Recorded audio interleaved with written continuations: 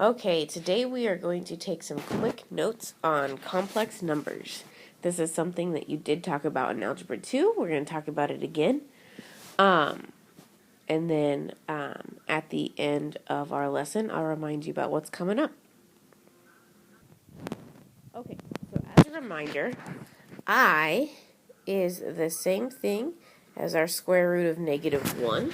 That's called our imaginary unit. You will not write it as a square root of -1. When you see the square root of -1, you need to write it as I. Now, standard form, a plus bi, where a is our real piece and b is the coefficient for your imaginary piece. All of your complex numbers need to be broken up into real plus imaginary. Okay? These are what we call complex numbers, the title of today's section. Okay? Complex numbers is the set of all numbers in the form a plus bi, whether it be real, imaginary, or a combination of both. Okay, so 1, 2, 5, 7, those are all considered complex numbers because it is 1 plus 0i, 7 plus 0i.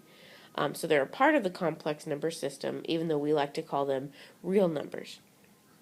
And then imaginary numbers, if you see 5i, square root of 2i, those are still considered complex numbers, even though their real part is 0. 0 plus square root of 2i.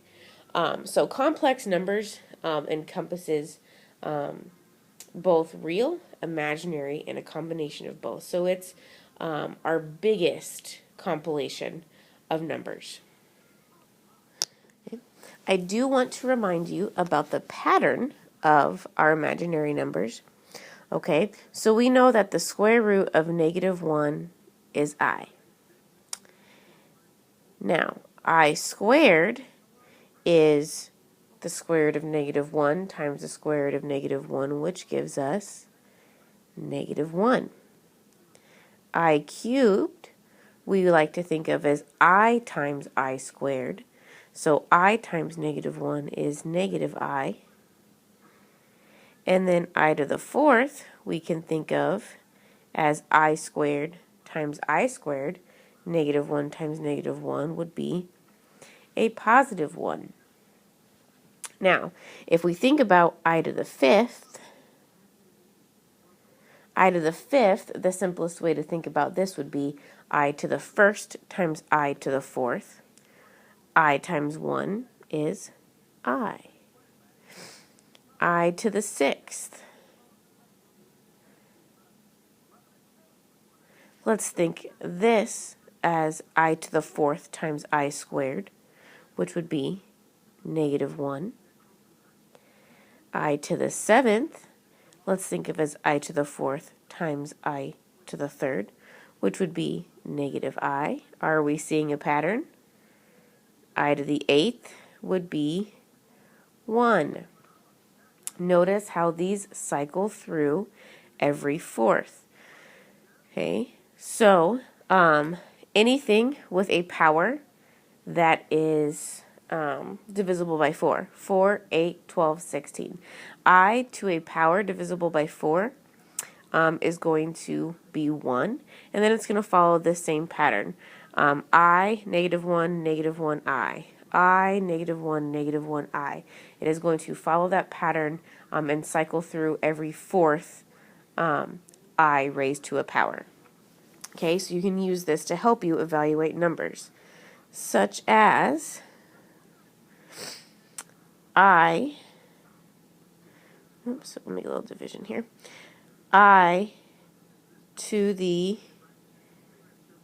23rd. Okay, I know that the number 20 is divisible by 4. Okay, so I to the 20th would be 1. So then we can cycle back through from the beginning. 21, 22, 23. I to the 23rd is the same thing as I cubed, which is -I. Let's talk about I to the 45th.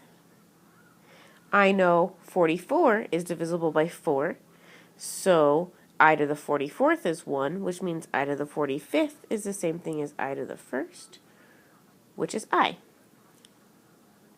All right, let's discuss the different operations with complex numbers. Here are your easiest ones, addition and subtraction. When we add two complex numbers, it is as simple as combining like terms. So we have 4 plus 7i plus 1 minus 6i. Those parentheses are just separating out complex number from complex number. Okay, since we're adding, the parentheses don't really affect anything. So we're going to add 4 plus 1 and 7i plus negative 6i. And there is our new complex number. Now with subtraction, we do need to be careful. Those parentheses are telling you which complex number is which. We need to make sure that we carry the subtraction through. So I'm just going to go ahead and rewrite this so I don't lose anything, any of my subtraction. 3i plus 2 minus 3i minus 2 minus 5i. So now we can combine our real parts. So 2 plus negative 2, that goes away. And we can combine our imaginary parts. 3i minus 3i minus 5i. Okay. Now I'll come back up here to the addition one. Please make sure you write your answers as real plus imaginary. The real part must come first. The imaginary piece must come second. They must be separated. Okay. I will be picky about that when I grade. Okay. Now multiplication. When we have something that looks like this first example, it is not too intimidating. Okay, just 4 times the quantity, negative 2 plus 3i. All we have to do is distribute that 4 through. So we have negative 8 plus 12i.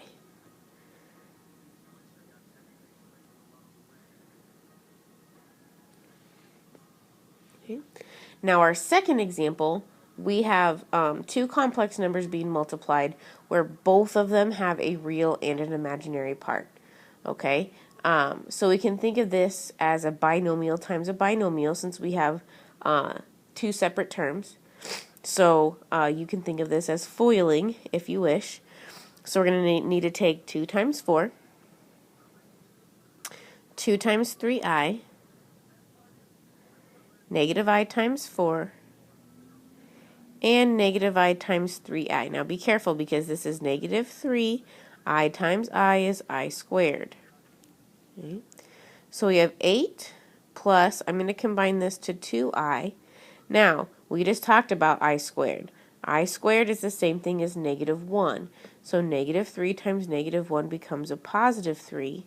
And we have 11 plus 2i.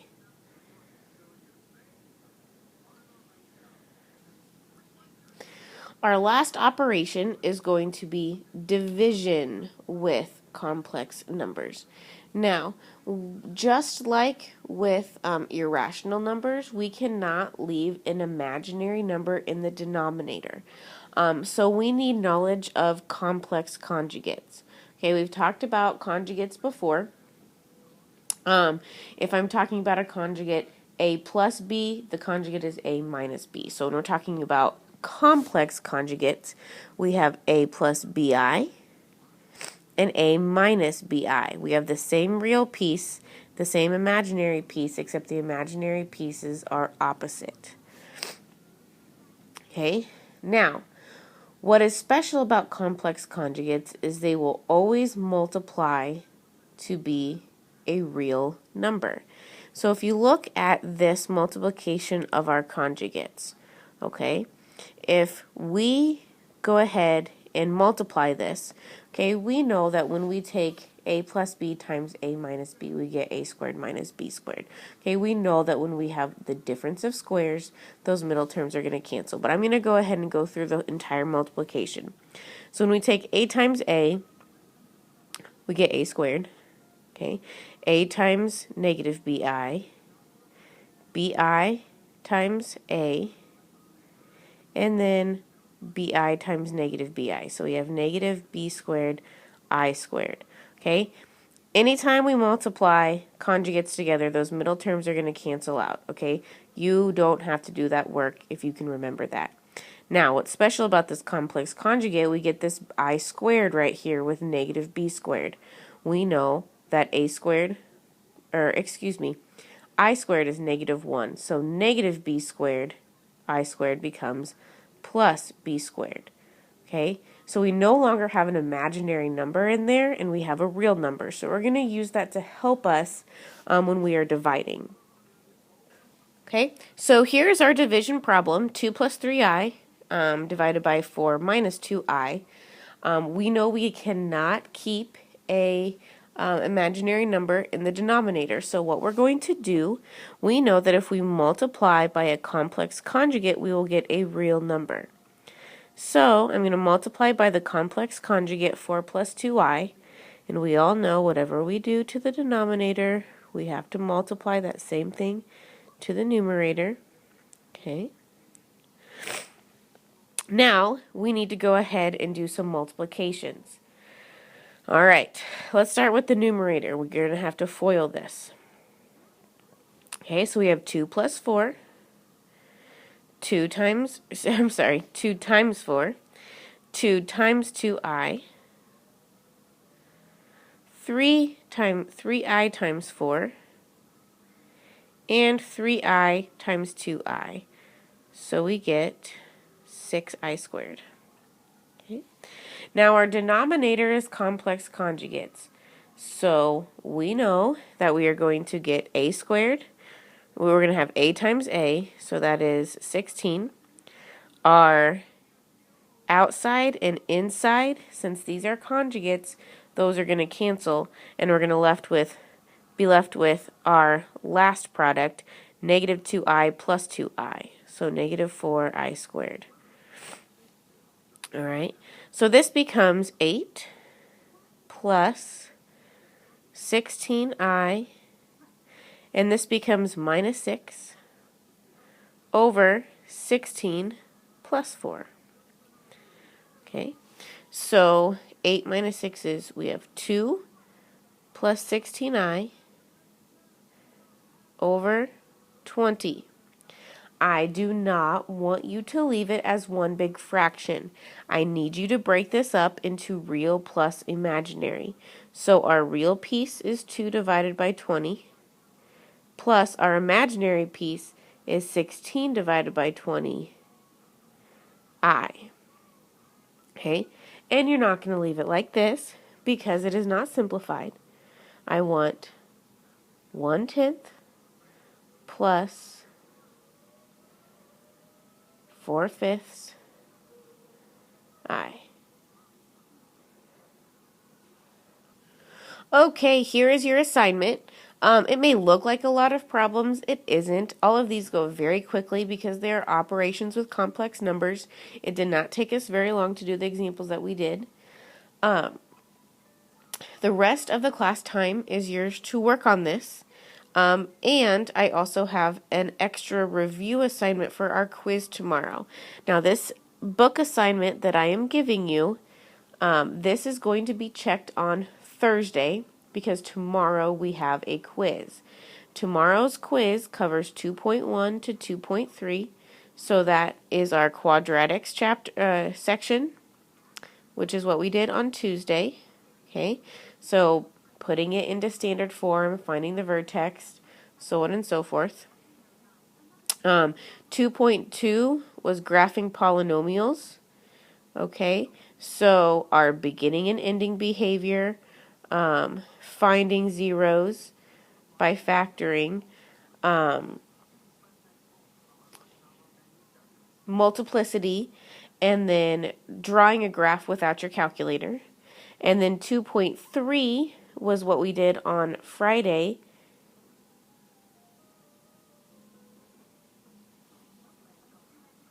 which was our polynomial division and the different things that we can do with our polynomial division. So I have an extra review worksheet for you. I am not going to require this, but I think it would be in everyone's best interest to complete this review. It's been a few days since you've done math, probably, even though I told you not to go the whole weekend without doing math. It has been a few days since you've seen like the quadratics material and the graphing polynomials. So I would suggest that you do this assignment, even though I'm not going to collect it tomorrow. I'm not going to grade it. But I would suggest doing this. I'm going to put my answer key on my website so you can look at my solutions. So you have this to work on as well as this homework. Tomorrow when you turn in your quiz, you can use that time to finish this book assignment if you haven't already. And this book assignment will be checked, like I said, on Thursday. Made with Doodlecast Pro.